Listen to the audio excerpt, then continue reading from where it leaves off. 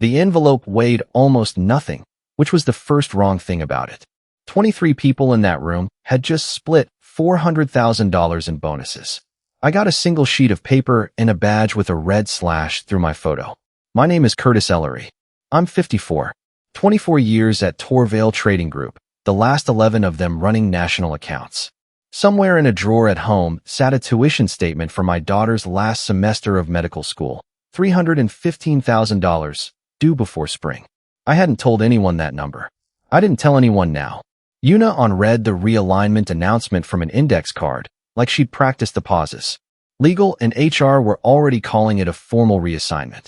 The plain reality sat underneath the phrase, unstated. They had cut me from active compensated status before lunch and called it strategy. My badge reader blinked red at the side door. Access terminated, before I had even reached the hallway. The board had signed off on all of it days earlier, without a single call to me. The badge holder in my jacket pocket was the same one I'd carried since my first week, worn soft at the corner, the leather gone the color of an old saddle. I turned it over once in my hand before I opened it. Inside, instead of my badge, was a folded note. Please see HR by end of day. No signature. Someone near the back laughed. Not cruelly, I think, just nervous laughter, the kind that fills a silence nobody wants to own. I heard the low hum of the projector fan, felt the room's overprocessed air go a few degrees colder against the back of my neck. I said nothing. I capped my pen and put it in my jacket pocket, next to the empty holder. 24 years, and whatever authority Yuna now carried had apparently been granted the previous week, before she had sat through a single quarterly review with my team. That detail would matter later, though nobody in that room, including me, knew it yet. I walked out through the side door instead of past the celebration table. Nobody stopped me. In the hallway, a maintenance tech was replacing a ceiling tile, whistling something I didn't recognize. Ordinary Monday sounds, indifferent to what had just happened 40 feet away.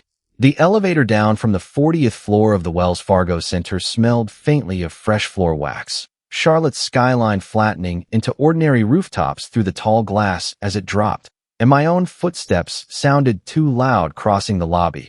The way a building sounds different once you know you no longer belong in it. I did not go home first.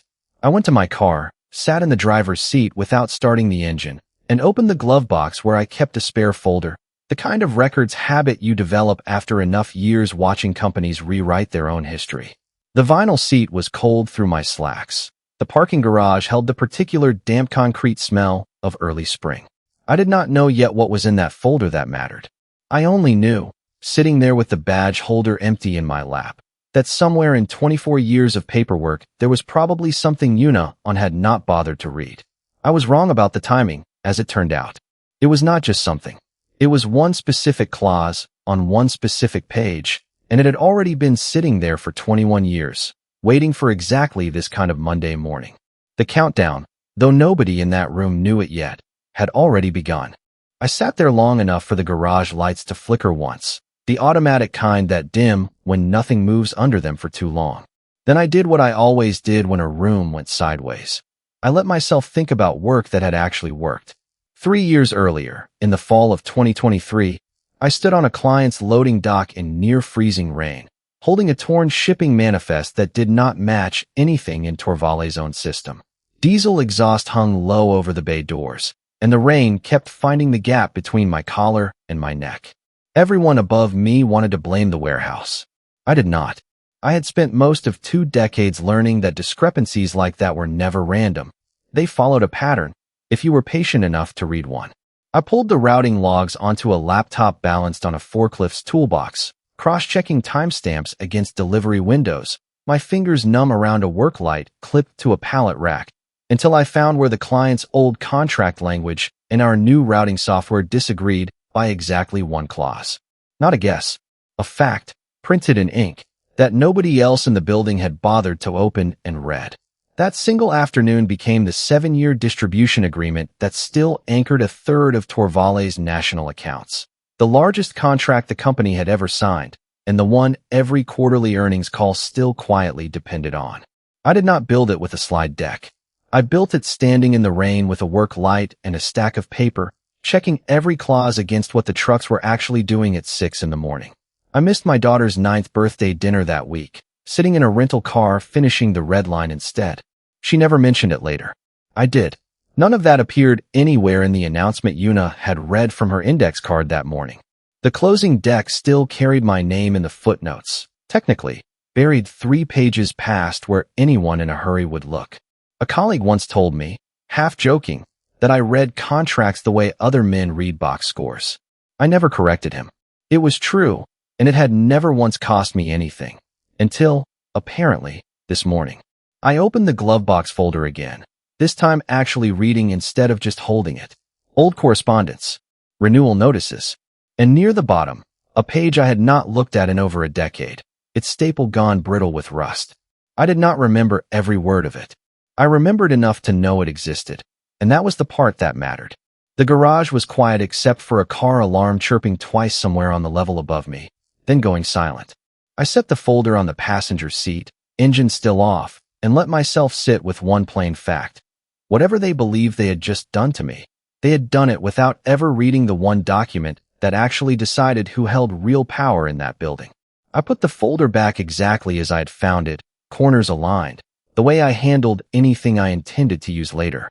The dashboard clock read a few minutes past 10 in the morning, the earliest I had ever left that building on a workday in 24 years.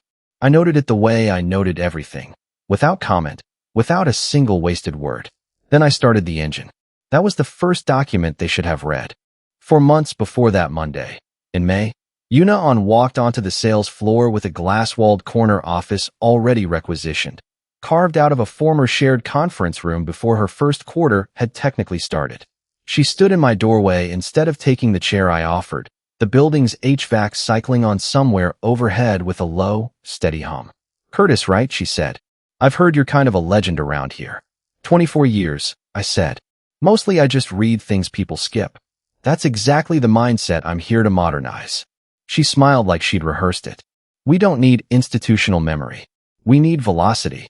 "Have you read the account transition protocol?" I asked. "For the top 12 clients." "I've read enough of it," she said. "Honestly, that whole binder is legacy thinking. Rules built for a company that doesn't exist anymore." "The company still exists," I said.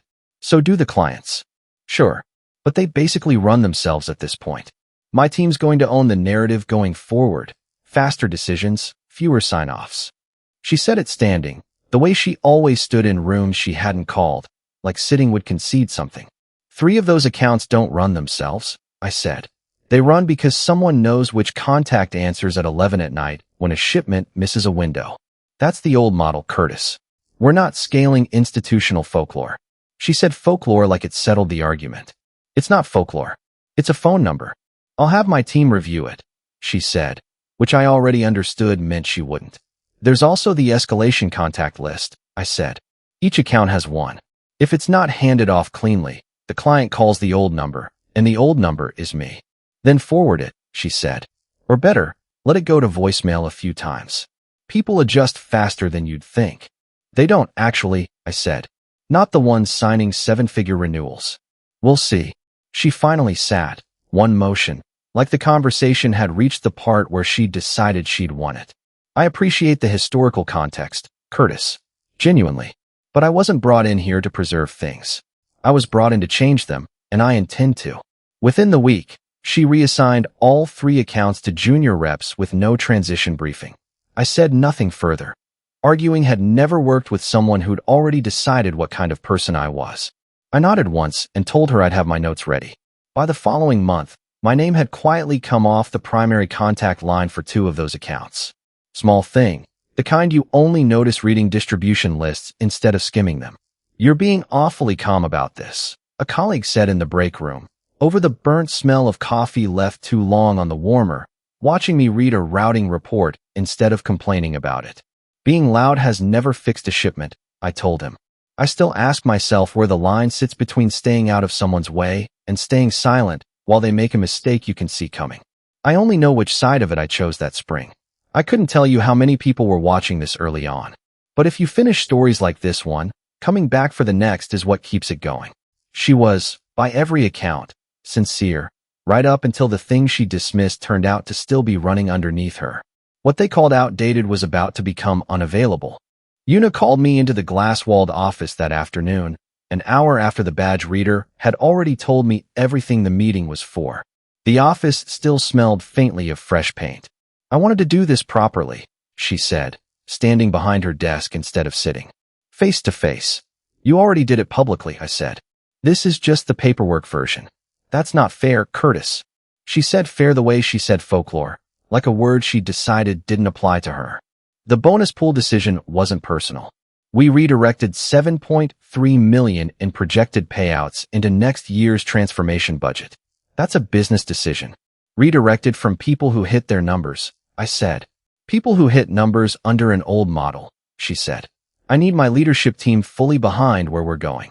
That's not something I can build around legacy thinking. I capped my pen and set it down flat on the desk between us. One motion, nothing more. Am I being terminated? I asked. Or reassigned? Neither, technically. You're moving to advisory status while we finalize the transition. She said it like the distinction mattered to me. It did, but not for the reason she thought. I'll need that in writing, I said. Title, compensation status, effective date. For my own records. Of course, she said, already reaching for her tablet, faintly annoyed that I'd asked for something so procedural instead of reacting. I can have HR send it by end of day. End of day works. She studied me for a moment, like she'd expected something else. Anger, maybe, or an argument she could win in front of witnesses. You're taking this better than I thought you would. I've had practice, I said. With what? Reading things carefully. She didn't ask what I meant. I didn't offer it. For what it's worth, she said, standing again though the conversation had already ended. This isn't about your record. It's about velocity. The whole division needs to move faster than any one person's institutional memory. Does advisory status come with an office? I asked, or a desk somewhere convenient to forget about. We're still finalizing logistics, she said. There's a shared space near the archive floor. Temporary, obviously. Obviously, I said. You'll still be compensated. Fully. This isn't punitive, Curtis. You said business decision earlier, I said. Now you're saying it isn't punitive. I'm only asking because I want the language consistent when I file it. File it where?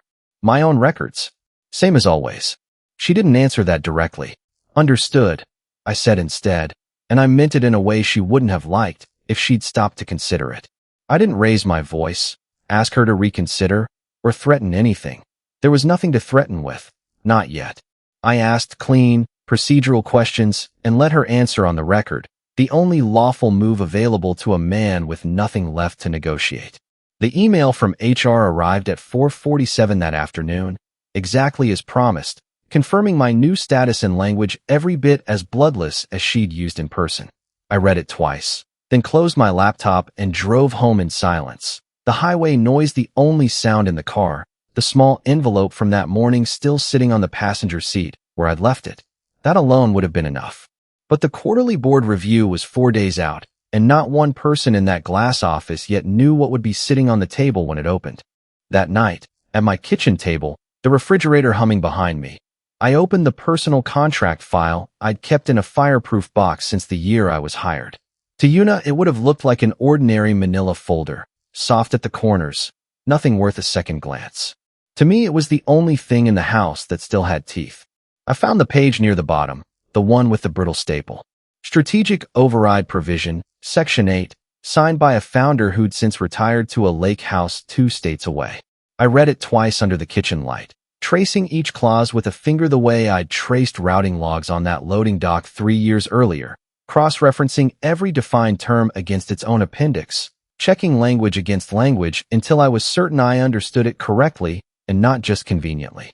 The rule was simple. If a team under my direct leadership exceeded 250% of forecast and no formal reassignment was filed before the next scheduled board or earnings review, then operational authority over that team's accounts reverted automatically to me. No hearing required. No approval needed. Just a condition, a deadline, and a result that happened whether anyone in that boardroom believed in it or not. My team had cleared that threshold in March. Nobody had filed anything since. Not a reassignment. Not an amendment. Nothing. The board's next scheduled review was 4 days out, on Friday. For days, and one unfiled form standing between where authority currently sat and where the contract said it belonged. I called Nikolai Suvorov a little after 8 the next morning. He drafted the original clause 21 years ago, back when the founders still believed a company's most loyal people deserved a real backstop, not just a plaque. He listened without interrupting, the way men who've spent a career reading contracts tend to listen. "It's still binding," he said, once I'd read him the section number. I'd know. I wrote it myself, and I never let anything I draft go stale without telling someone. Would legal fight it? They could try. They'd lose. There's no formal successor process for a role like Yuna's. Replacing her authority the way this reverts, it would take Torvale 6 to 8 weeks minimum, per its own governance charter. Their outside counsel would need to draft a competing resolution, get board sign-off, and file it before Friday. They can't undo a Friday problem on a Thursday, Curtis. Nobody can. You're certain? I wrote that governance language myself. I remember exactly why it's there, and it hasn't changed since. I copied every page twice. Once for a locked drawer at the office, once for home, and slid the originals into the same worn leather badge holder that had carried my badge for 24 years, and, for one very short morning, nothing at all. It fit the folded pages almost exactly, like it had been made for exactly this. There was still one detail Nikolai wouldn't confirm outright, a procedural formality buried even deeper in the charter, one he said would matter more on Friday than it did right now. I didn't push him on it. Some things are better read cold, in the room, than explained twice over the phone. I labeled the folder, dated it, and set it on my desk, where I'd see it every morning until Friday. Rules like that don't care whether anyone still remembers writing them. They just sit there, waiting for the one Monday nobody expects them to matter. Wednesday's leadership sync ran 40 minutes over, mostly because Yuna wanted the extra time to talk about what she called the new velocity numbers. Response times are down 18% since the restructure, she said, standing at the head of the table instead of taking the empty chair beside the CFO. That's what happens when you stop letting legacy thinking set the pace. Nobody in the room mentioned that response times measure how fast someone answers a call, not whether the answer is correct. I sat near the back with my advisory status badge clipped to a shared lanyard, saying nothing, which was, by then, expected of me. "Curtis, anything from the archive floor?" she asked, not quite looking at me. "Nothing worth the room's time," I said. "Nothing at all. Nothing that concerns this quarter." She moved on, apparently satisfied. That was the arrangement now, and I had no complaint with it. Rocco Caruso found me afterward by the coffee station, holding a printout at arm's length like it might be contagious. "You see the Halverson account transition notes?" he asked. "I don't get copied on those anymore. They skipped the 90-day compliance handoff. Went straight from old rep to new rep with a 2-line email." He lowered his voice. "Halverson's contract has a mandatory audit clause tied to that exact handoff window. Nobody flagged it. Did you flag it?" I forwarded it to the transition team. Twice. He shrugged. Got a thumbs up emoji back the second time. "What did the email actually say?" "New workflow, moving fast, appreciate your patience." Nothing about the audit clause at all. Did anyone from legal see it? Not that I can tell. Yuna's team handles their own sign-offs now. Faster that way, apparently. Faster isn't the same as correct, I said. Try telling her that. I did. In May. Didn't take. Then you did your job, I said. That's all either of us can do from where we're sitting now. Doesn't feel like enough. It rarely does, I said. Doesn't make it not enough. He almost smiled at that. You've gotten very zen since Monday, Curtis. I've gotten very quiet since Monday, I said. There's a difference. Is there? Zen implies I've made peace with it. I haven't. I've just stopped saying so out loud. It's cheaper that way. That got an actual laugh out of him, short and surprised. The kind of laugh a person doesn't plan on having in a break room on a Wednesday, over the smell of burnt coffee that never seemed to change no matter which week it was. I didn't say anything to Yuna about Halverson. I didn't send a warning email, didn't loop in legal, didn't do anything but note the date and let the room's own confidence carry it forward without me. That wasn't cowardice. It was the only lawful posture left to a man in advisory status with no formal authority over an account that used to be his. Later that afternoon, walking back through the sales floor, I heard Yuna telling someone by the elevators that the new model was basically running itself. The same phrase she'd used on me in May, back before any of this had a name. I believe she meant it. That was the part that still surprised me a little, even now, how sincerely confident people can be, standing directly on top of the thing that's about to give out beneath them. None of them had any idea yet what that particular Friday was going to cost. Thursday started at 7:15 a.m. with a compliance flag nobody expected, Halverson's audit clause tripping automatically when the handoff window closed unmet. By 9:40, their general counsel had emailed Torvald's legal department directly, copying 2 board members. By 11, it wasn't just Halverson. 2 more accounts under the same rush transition had missed reporting deadlines of their own, and finance was pulling numbers to see how far the pattern went, further than anyone wanted to admit out loud. My phone rang at 1:20 that afternoon. Rocco, breathless, background noise behind him like a floor in motion. Curtis, it's bad. Finance is saying national accounts is going to miss forecast by double digits this quarter if this keeps cascading. Which accounts are exposed? All of them, potentially. It's the whole book at this point. Nobody can find the master exposure figure, and Yuna's team keeps saying it's being pulled together. It's not complicated. It's one number, updated monthly. Then where is it? Same drive it's always been on. Ask whoever has access to the board packet archive. They're saying that archive got restructured in May. Then it's been restructured somewhere findable. Nothing gets deleted in this company. It gets buried. Can you just tell me the number? I read him, from memory, the exact figure I'd compiled for the board packet 3 years running. He read it back once to confirm. That's insane, Curtis. You just had that memorized. I've had it memorized since the year I built the report, I said. That's the whole call. A second call came in 9 minutes later. A lawyer from Halverson's side whose name I half recognized from an old renewal negotiation. Mr. Ellery, I understand you're the one who originally structured this account. Can you confirm the handoff protocol was in place as of March? It was. Would you be able to provide documentation of that? I'm not in a position to send anything. You'll want to direct that request to Torvald's current account team, or to legal. They haven't returned 3 calls today. That's not something I can help with from where I'm sitting now. Understood. For what it's worth, that's still the first straight answer I've gotten from anyone at Torvald today. While the building filled with raised voices and a CFO pacing a hallway 2 floors above me, I made coffee. Ordinary, unhurried. The same 2 scoops I made every afternoon. By 3 o'clock, General Counsel called Yuna directly, and word reached me secondhand that it hadn't gone well. By 4:15, a board member called Rocco's line asking for the exposure figure ahead of Friday's review, because nobody upstairs could locate it fast enough on their own. Someone finally said the real number out loud on that call. Rocco told me later. $2.92 billion a year running through national accounts. Divided out, that's close to $8 million a day this book is actually worth. Did anyone ask where the number came from? They didn't have time to ask. They just wanted it to stop being true. I didn't call anyone. I didn't offer the folder sitting on my desk, didn't mention Friday, didn't send a single email volunteering what I knew. I only answered when someone called me directly, and only with facts already true before that morning began. My phone buzzed twice more before dinner. Once from a number I didn't recognize, once from Yuna, which I let go to voicemail without listening that night. That was the moment the phone calls began in earnest, and once started, they didn't really stop.